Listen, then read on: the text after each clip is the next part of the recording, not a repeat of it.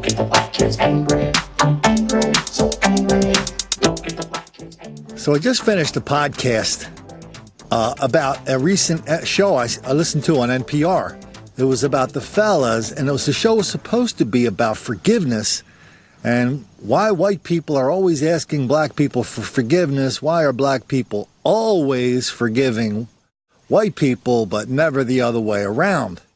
Instead of talking about forgiveness for a good chunk of the show, they talked about black people taking revenge on white people in the exact same way Nat Turner did it, in the exact same way that the Seven did it in Obama's favorite novel, The Song of Solomon by Toni Morrison. But for all these fairy tales of white people messing with black people and black people have to take revenge for all this abuse we're constantly heaping upon them, you never hear the fellas apologize or even refer to stories like this.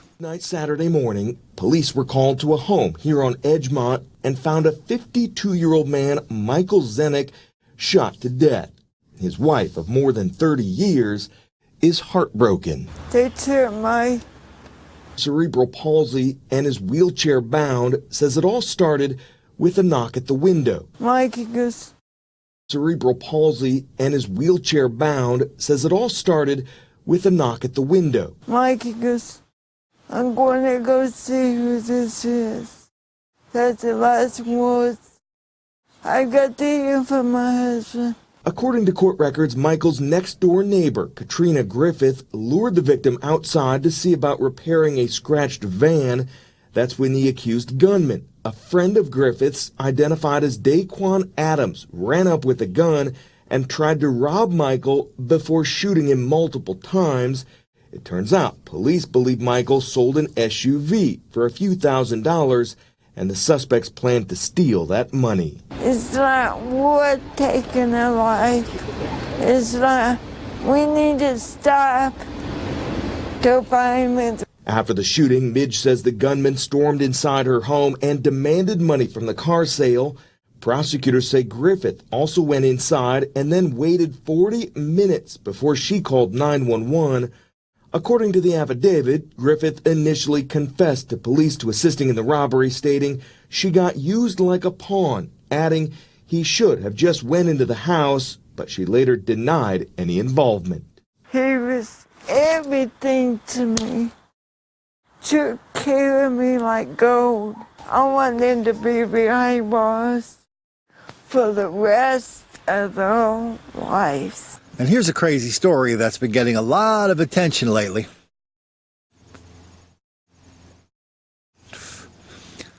A fellow walks into a Dollar General store, pulls out a gun, points it at the clerk. The clerk had his own, he was going to rob him. The clerk had his own ideas. He took his gun out and shot the fella dead. Family didn't like that. They said the cashier, the guy who worked at Dollar General, never even should have had a gun. He should have just sat there and been the victim and depended on the kindness of the stranger that was pointing a gun at him. The audio is a little sketchy here, but I'm including it because it's so revealing. In your own hand and bring a gun to work for safety, period. These siblings are furious. Their brother, who police say was an armed robber, was gunned down by a store clerk. The pair acknowledges that he was wrong for Roosevelt Rapley to try and rob the Dollar General on North Gettysburg Avenue, but they say the clerk shouldn't have had a gun at work. Rochelle and Juwan Rapley say their younger brother, Roosevelt Rapley, was the second of 10 siblings killed by gunfire. I still don't believe it. Like, at the end of the day, I don't believe my brother is dead. It ain't kicked in yet. And they're furious about how it happened. At the end of the day, that's not right. Police say a Dollar General clerk shot and killed 23-year-old Roosevelt, who showed a gun and demanded cash Wednesday. Witnesses indicated that the weapon was brandished and pointed at employees. The siblings recognize their brother's wrongdoing. He got some responsibility, but not all. But they say that still doesn't warrant the clerk's actions. Right and wrong is wrong. That was wrong for that clerk to shoot my brother in the chest. Yes, he's robbing y'all. Oh, well. Call police. That's what y'all supposed to do. Y'all not supposed to take matters in your own hands. If that's the case, I'll take matters in my own hands.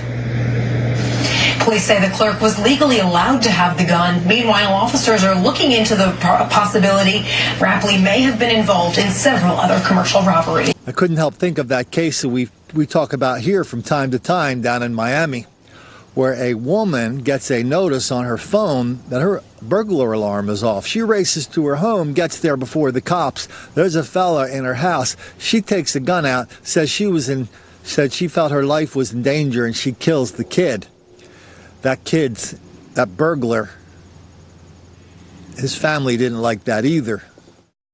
They went in front of the TV cameras and reminded everybody, like, what choice did he have other than go around robbing people? Because where was he going to get his money for clothes? You have to understand, you have to look at it from every child's point of view that was raised in the hood. How he gonna get his money to have clothes to go to school? I didn't hear anybody forgiving anybody there. And here's another crazy story where forgiveness doesn't seem to be on the table. There's a mom down in Chesapeake, Virginia. It's on the Delmarva Peninsula. Let's just take a look at the headline here and read a little bit of this story, because I'm afraid if you don't actually see it in black and white, you might not believe what I'm about to tell you. Chesapeake mother denies trying to kill her kids. They are my source of income, she says. Chesapeake woman denies trying to kill her and her boyfriend's 5 children in a house fire. The reason? It would have cost her money. Quote, "Why would I want them dead?" Monica Perkins told investigators. "They are my source of income." This is from court documents. State prosecutors declined to charge her in connection with the blaze, but she did get 9 years for an unrelated robbery spree. Federal prosecutors wanted 10 years. They gave her 9. Neighbors used a ladder to rescue 4 children, 3, 4, 7, and 10, from the second floor of a home in Chesapeake. And they also saved a 6-month-old baby from a first-floor bedroom. Prosecutors said the baby suffered from serious injuries due to lack of oxygen. First, they said it was an accident, but then they developed information that said this woman started the fire in an effort to reset her life.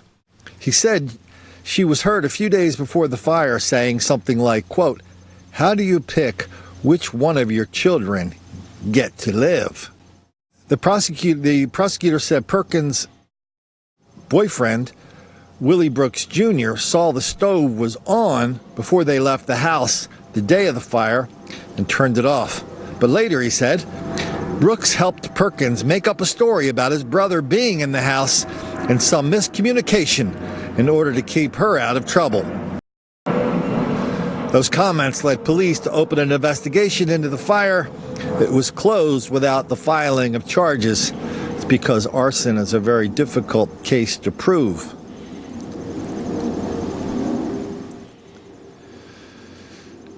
This Bonnie and Clyde, they pleaded guilty earlier this year to multiple felonies relating to a series of 3 grocery store robberies last year in Chesapeake and Virginia Beach. The boyfriend was sentenced to 18 years in prison for his larger role in the scheme. According to court documents, they served as lookouts. They got $4,800, of which the boyfriend got $700. She stayed involved in the scheme while she was behind bars, spoke with him by phone, referring to their co-conspirators as minions and wondering whether they would turn them in. On one occasion, she laughed about having just scoped out a food line that would be good for a robbery and even offered to oversee future robbery to make sure she and Brooks were not cheated by their co-conspirators. That was proof she was a willing participant in these robberies. This woman deserved a 10-year sentence because she has a documented history of homicidal tendencies towards humans and animals. Over the years, she's been hospitalized for threatening to stab a family member with a knife, and she admitted to abusing a dog out of anger. Reports also indicate she killed a cat in a dryer and has engaged in fire-starting behavior 3 times. The defense attorney said she had a rough childhood with bad parents, and she was moved from foster home to foster home. So let's cut her a break and let her out of prison so she can go back to doing what she did before. And she's very eager to get out of prison so she can go back to spending time with her children. The last thing the judge said was, you need to find a way to live independently of your male friends and public assistance. Please, sir. I want some more. What? Anyone hear anybody asking for forgiveness there? Anybody think anybody deserves forgiveness there? I guess we ought to ask the folks at NPR whether this woman could join their revenge squad. After all, she does have a particular set of skills related to fire starting, cat killing, and dog abusing, which are three really handy skills when you want to do some revenge, not necessarily just kill people, but really just mess up their lives. But make sure you only do it to white people, though, because when you do that to black people, yeah, that'll make the black kids angry. Don't make the black kids angry. Angry, so angry. Don't make the black kids angry.